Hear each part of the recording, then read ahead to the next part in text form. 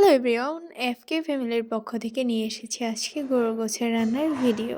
প্রথমে হাঁড়িতে দিয়ে নিয়েছি গোস, এরপর দিয়ে নিয়েছি গরম মশলা, এরপর দিয়ে নিয়েছি পরিমাণ মতো লবণ, পেঁয়াজ কুচি দিয়ে নিয়েছি, মরিচের গুঁড়ো আর ধনিয়ার গুঁড়ো আমি দিয়ে ভালো করে আদা বাটা দিয়ে এগুলাকে মাখিয়ে নিব। আজকে আমার আম্মু সাজিয়ে গোশটা বসিয়ে দিবে চুলার মধ্যে। এই গোশটা যা মজা লাগে না, আপনারাও বাসায় ট্রাই করে দেখতে পারেন। সব ধরনের মশলা দিয়ে এই তো বসিয়ে দিল মাটির চুলায়।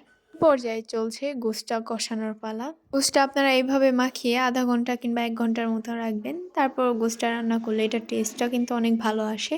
আর এই যে হলো আপনাদের আমাদের ছাদ বাগানে ঘোরাতে নিয়ে আসলাম। যেহেতু আমরা গ্রামে থাকি, সো আমাদের আম গাছের মধ্যে মাশাআল্লাহ এবার অনেক পরিমাণে আম এসেছে। আর আমের জাতটাও অনেক মিষ্টি, অসম্ভব লেভেলের মিষ্টি আম।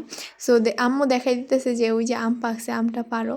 পরে পরে ওইখানে একটা আমি পাকা ছিল, এই পাকা আমটাই পেরেছি। আর এই সবগুলো আম কাঁচা ছিল, মানে ওই আমটা টাচ করার সাথে সাথে পড়ে গেছে। আর এইগুলো অনেক জোরে জোরে মানে করতেছিলাম, তাও পড়তেছে না। আর এই যে হলো আমাদের পিসফল গাছ, এই পিসফল গাছের মধ্যে মাশাল্লাহ এইটাই প্রথমবার ফলন এসেছে। সবাই অবশ্য মাশাল্লাহ বলতে ভুলবেন না। আর দেখেন, আমরা যেহেতু গ্রামে থাকি, আমাদের চারপাশের ওয়েদারটাও কিন্তু অনেক সুন্দর, গাছপালা।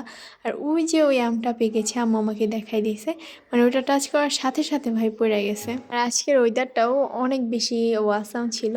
এই তো আমটা নিচে পড়ে পুরো ফেটে গেছে। আম্মু ওইদিকে রান্না করতেছে আর আমি আপনাদেরকে ঘুরিয়ে দেখাতে চলে আসলাম। যারা শহরে থাকেন তারা হয়তো বা গ্রামের এত সুন্দর পরিবেশ দেখতে পারেন না। আমি আপনাদের দেখানোর জন্য নিয়ে আসলাম। আর এটা হলো আমার চাচুদের গাছ। এই গাছের আমগুলাও কিন্তু অনেক সুন্দর পেকেছে, যদিও এই গাছের আমের জাত তো একটা ভালো না, মানে পেকেছে যে মজা লাগে না। আর এই তো আমাদের গরুর গোশ অলমোস্ট কষানো শেষ। আর অল্প কিছুক্ষণ রান্না করার পরেই কিন্তু আমাদের গরুর গোশটা হয়ে যাবে। গোশটাকে সুন্দর করে ঢাকন দিয়ে ঢেকে দিব।